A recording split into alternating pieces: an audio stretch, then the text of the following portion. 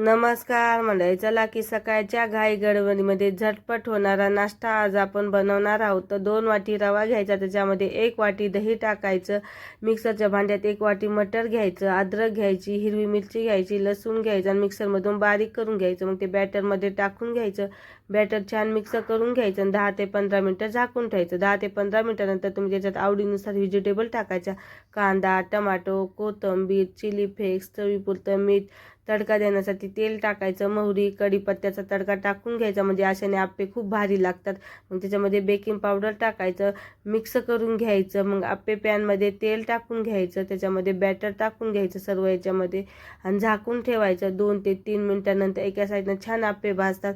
मग दुसऱ्या साईडनं आप्पे छान भाजून घ्यायचे. दोन्ही साईडनं आप्पे भाजले की झाले की आपले आप्पे तयार. मऊ लुसलुसीत असे हे आप्पे तयार होतात. नक्की एकदा करून बघा. मुलांना तुम्ही टिफिनला पण देऊ शकता.